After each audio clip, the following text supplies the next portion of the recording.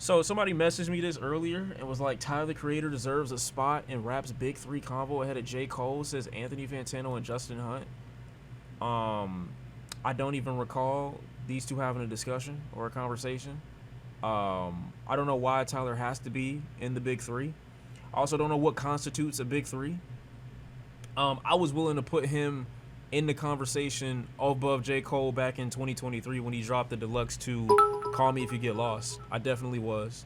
What the criteria or the rubric is, or if there is even a need for a big three anymore. Because when I said what I said about a year ago, I was basing it purely off of like skill without necessarily realizing or entertaining the idea that maybe we don't need that anymore. Maybe in all of rap, there's only ever gonna be one big three at that particular time, and they captured that in their class, and there won't be another one, at least while we're alive or whatever the case might be. Obviously, hip-hop's in a different space than it used to be back when they were at their peak, in their pinnacle, and a lot of people are looking for lots of different things when it comes to hip-hop in this day and age anyway. I feel like in order to be at like that big three spot, like everybody would need to be catering to the exact same thing, and I don't feel like they ever have when I go back and listen to their music. I mean, for a time they were, but I feel like it's so much more varied now in what it is that each of them are going for, that even the big three themselves aren't necessarily in the big three anymore. Like, I don't even look at Kendrick as being a part of the big three, or Drake anymore, or J. Cole, because I feel like what they began with and what they became popular doing is far different, at least to some capacity, than what they're doing right now. J. Cole is a much different artist, I feel like. Drake is a much different artist, I feel like. Whether you think he's gotten better or worse, Kendrick, I feel like, is the same case. I feel like he's writing and making music and putting out projects that are so much more intentional now than he used to, versus Cole and Drake. I don't feel like there's a need for a big three anymore. I really don't. Why do we need a big three? We don't. And I'd be hard pressed to find a good criteria to judge who would be taken out and who would be put in, after everything. Like I said, after everything that's happened, I don't think it's necessary, because they're not even, it sounds so bad to say that, but they're not like, I don't know what it is that they do. Like, what do they do? What do the big three do that there needs to be a big three? And I'm not saying that they're making that assertion, but it has been such a big thing, or such a big talking point the last decade or so. Who's going to replace J. Cole, Kendrick, and Drake? Because we don't seem to have a rap superstar or a hip-hop superstar anymore. But I just try to think about what it is that they do overall. In your opinion, who are the top three tastemakers in rap right now? I really don't know. I feel like a lot of the tricks that people appreciate now about some of these rappers, like one of the reasons I like Saw Baby so much is partly due to Thug's influence on rap. You know what I mean? So it's hard to say like there's new tastemakers right now that are having like massive influence or impact, maybe even changing the way that we're listening to the music that's coming in right now.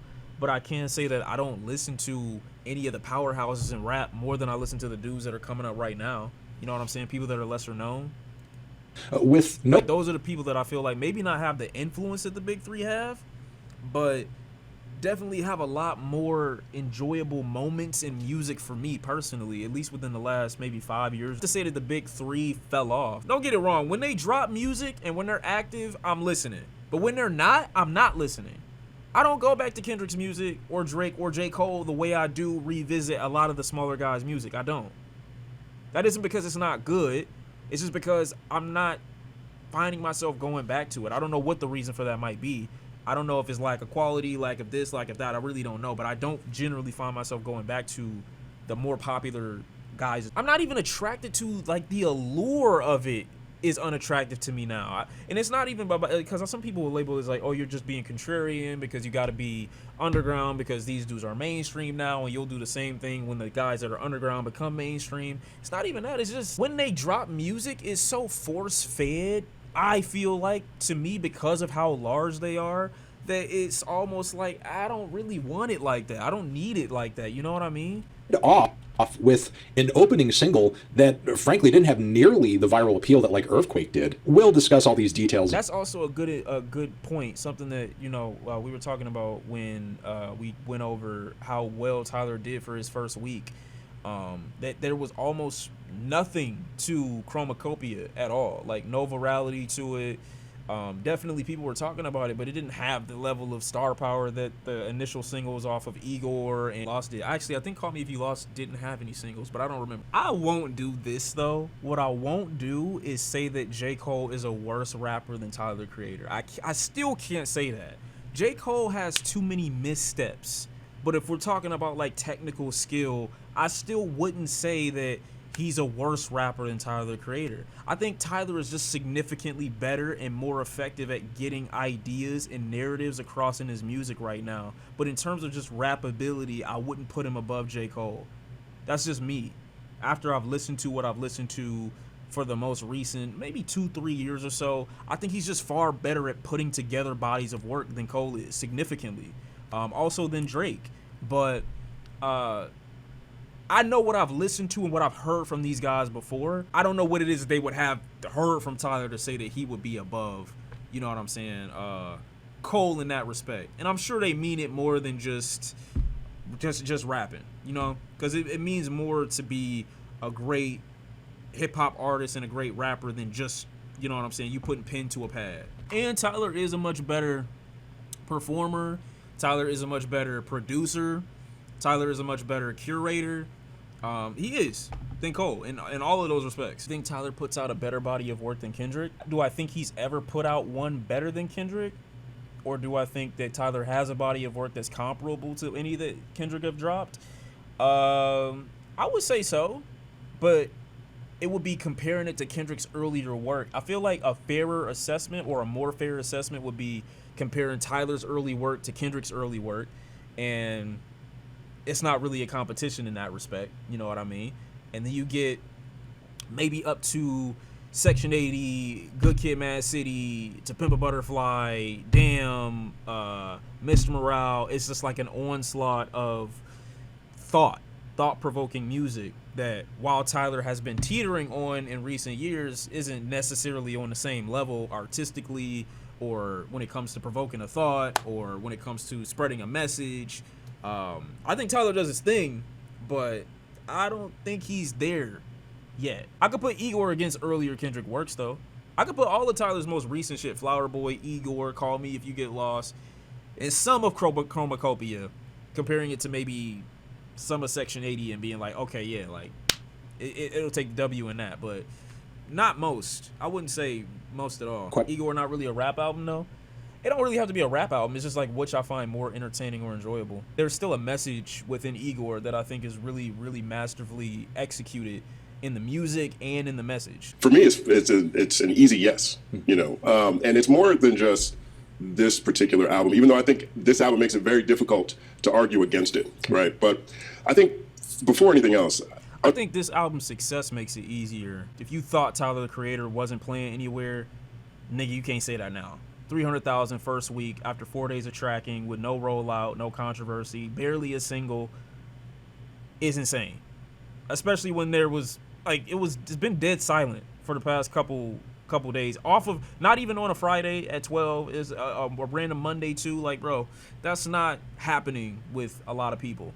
People waited, I don't know how many years for Eternal to take to come out, and Uzi broke that barely, but with massive rollout, massive anticipation. People were clawing to get some music off of Eternal to Take for years. So and I remember that selling maybe 330, 320 first week, and that's impressive. But to see that Tyler didn't have any planning for this, it seemed like, for the marketing of it, like, that's actually crazy. So just in terms of what you would need to have to be considered a success story musically, Tyler is in that conversation. I would say Tyler, for his last 4 albums, are better than J. Cole's last 4 projects. I would say Tyler's last 4 albums are better than Drake's last 4 albums. It's not a crazy thing to entertain or nothing like that. Right. It's just me wondering whether or not a big 3 is needed. Because regardless of me thinking Tyler is blowing some artistic endeavors from Drake and Cole out of the water right now, I don't know if it's necessary because even though he's up there, I'm not listening to those guys majority of the time anyway. You know what I mean? You know, I mean, sure, you could argue that like a lot of the stuff from that era hasn't aged well, and he has like done a lot of work to personally and publicly like separate himself from most things that sort of like represented the art and the attitude of that era. But like, Which is very funny because Tyler, from what I've understood, appeals to the exact same demographic that I would say would get people out of here for some of the things that he used to talk about and rap about. Like, he's appealing to the exact same group of people, I feel like, that detested the very fabric of who he used to be. The very thing that he used to emulate is exactly, I think, the core of his audience right now. Joey Badass is better than Tyler? No, he's not. You know what? I wouldn't even say better at what? I'm looking at what Tyler has in his bag. You know what I mean? If you're looking at it from one perspective and one perspective only, you could try to highlight maybe aspects that you think Joey Badass is superior to Tyler in, but I'm looking at everything that Tyler has to offer as a whole, and I'm thinking that all of that makes him a more well-rounded artist than somebody like Joey Badass. You know what I mean? In the same way that he is better than J. Cole to me. He's just got more to offer, you know. It's more to a song than just what it is that you're putting on a pad. Do I think KOD is a boring project? Nah, but I don't think it requires repeat listens. I don't think there's anything on KOD that demands you go back to it. I don't know if that's synonymous with boring, but it definitely doesn't interest me to a point where I would need to be like, yo, you know what slept on, or you know what I haven't heard in a long time, KOD. Like, nah, I'm pretty safe leaving that in 2018. I'm just trying to figure out what the reluctance to Tyler being in that conversation would be. I don't know. I mean, my bias leads me to putting Future in a big three before anybody, even Tyler. Despite him being so strong discography wise, my bias would have me putting, Future in the big three before Tyler or J. Cole. I think it's the timing. Like, people for the most part who claim that J. Cole, Kendrick, and Drake are in the big three grew up in the early 2010s listening to their music and knew what it was that they could do. They were hip-hop through and through from the start up until a certain point. At least each of them had that, like, top moment for some person. And I don't think Tyler was that at the same time as them. So even though Tyler might be great right now, the same people that were calling J. Cole, Kendrick, and Drake the big three when they were in their heyday, in their prime, and they were making the ambitious, not really experimental, but they were making their best music, their most hungry music when they were younger, those same people looked at Tyler at the same time and said, this nigga not serious. Like, he's not one of those guys.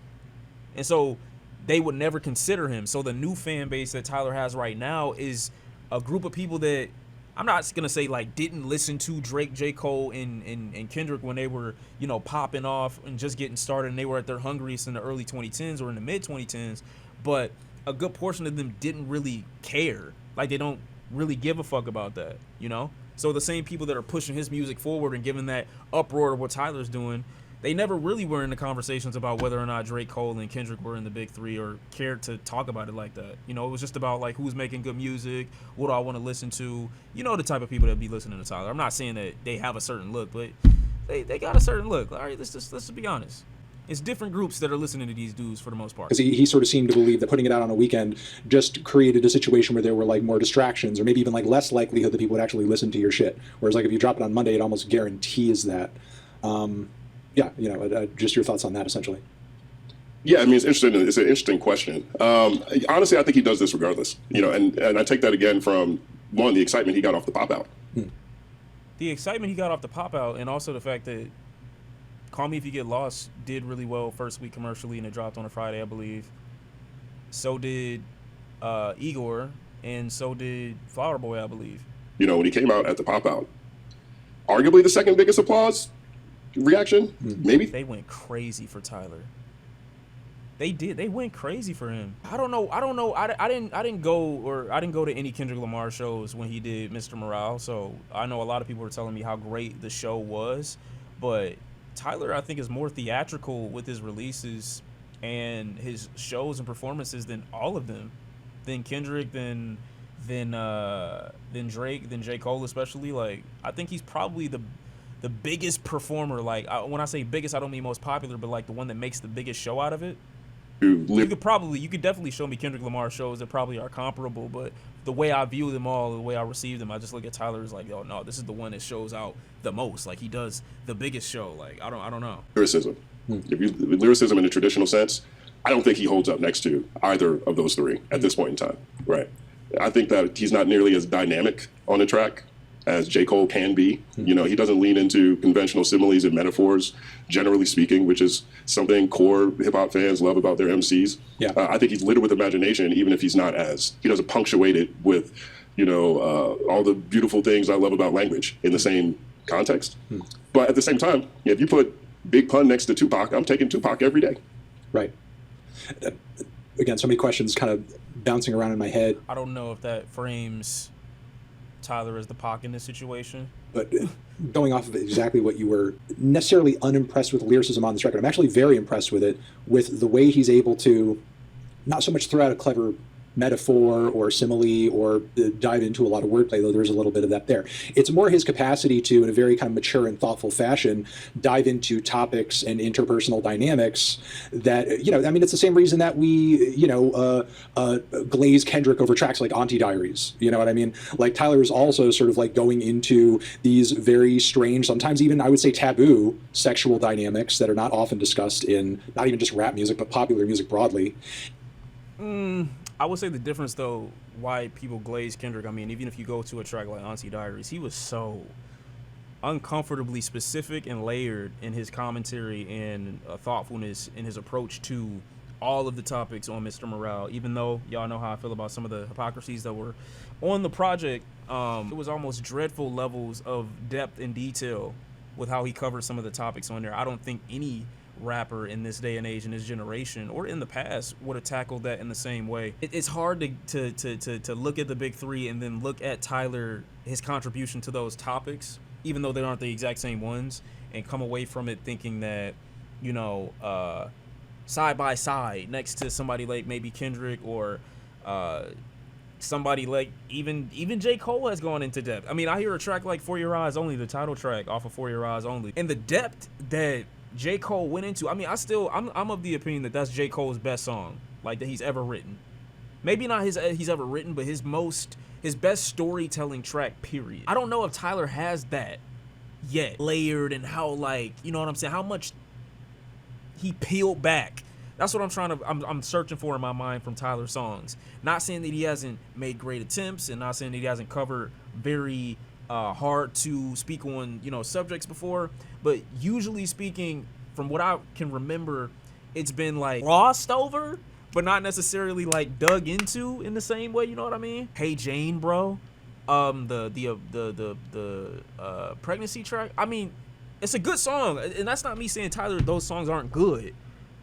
That's not me saying that those songs aren't good and that they don't have merit and value and that he doesn't still cover important subjects, but the depth is what I mean. Like, uncomfortable layers of depth is what I'm talking about. That's why I said, as a whole, he's got the whole package artistically. He really does. But when we talking about this other thing that he just mentioned, I'm not gonna take that away from you. I can't take that away from you. This is a very good song about self-discovery, loving himself. You know what I'm saying? I get it. This is a very good song. It is. It's a very good song. I feel like to add at the last second the additional things that I will require for this to be like in that conversation. But then again, some of the credit that I'm giving to Kendrick Lamar for, some of his depth on Mr. Morale, I don't listen to those songs because of the musicality behind them as well. So this could be in the same conversation, that I don't really love the music, in the background. I don't really love what's going on production wise, but I can acknowledge the message or whatever. That's not unfair. I think that's a fair understanding of it. I feel like J. Cole has moments like that, even though they are few and far between. Kendrick's definitely got those moments. I don't know if Drake has those. Like, I feel like shit might not hit the same right now, but I think Drake definitely has moments where you be like, damn, he's speaking like to me. I don't know what I would say, but he got something. You look back as you get older, I think things also have to age well too. Some of those moments that I look at from Drake, I'm like, okay, yeah, I felt that way when I was 16, maybe up until I was like, late teenager age, maybe even early 20, but like, Now I might look at those things like, oh, I was just being immature. I was being a brat. You know, I might have been, you know, in my feelings or whatever the case may be. So you kind of look back at some of those moments like, damn, like I felt that way, but I don't feel that way. You know what I mean? Or some feelings and emotions you just grow from as you get older. And I feel like those things have to age well. Like certain music isn't just age appropriate for that particular time. Some of those Kendrick records that I'm talking about, I'll listen to at any moment. Some of those J. Cole records I mentioned, I'll listen to at any moment. You know what I mean? Tyler is dissecting these very hard and very difficult decisions in his life in a way where it hits you immediately, like what he's on about, and the emotional impact is immediate as well. He's very surgical about it, and I feel like it takes a certain type of writer to pull that off. I know it's easy to just say no, but I get what he means, because for some people, Kendrick, the way he might express certain thoughts towards certain ideas might be harder for some people to interpret or get behind as immediately. So it's not like an unreasonable thing to say. I don't really seem to have that issue. So when I look at them both, I'm like, clearly there's somebody that has the edge. What are your underground big three? Mine is Freddie, Rock, and Billy Woods. I mean, sorry to say, bro, but those are not underground. Underground means like damn near unheard of, bro. They've all had moments in top lists. They've been written about from major publications. Like what I feel when I hear like underground, I'm thinking like you've been out for maybe a couple years. Nobody knows about you. You got maybe your own small little cult following. Yeah, I mean, I think Rock Marciano definitely caters to people that aren't listening to music in the mainstream, obviously, but I feel like he's been around for over a decade and a half. I feel like he's kind of like a godfather in a way. I wouldn't say he's underground, though. You know, I just feel like if you are in the style of music that Rock makes, I feel like you would have had to have known about him at some point. So I feel like he's more revered and like he's like a legend, more like a local legend, I guess you could say, than like underground. He like y'all saying like OG type shit like that. I don't really look at him as underground for real, because I feel like everybody knows him. I have people that I think are unknown or lesser known that I would maybe, but I don't like the top three thing is where we're going back to that conversation of do I even think there needs to be a top three, and I don't. I think the top three was an era. It was a time that we had at a certain point. But as far as I'm concerned, like the new stars that are coming out, even if they sell comparably to what the top three did at their particular point in time, that was like something that people for a particular time labeled them because that's what hip hop meant to them at that particular time. Like, I don't think hip hop is going for those same things, or at least to me, that's not what I require out of hip hop to be entertaining. Like, I'm excited for the Saw Baby album tonight.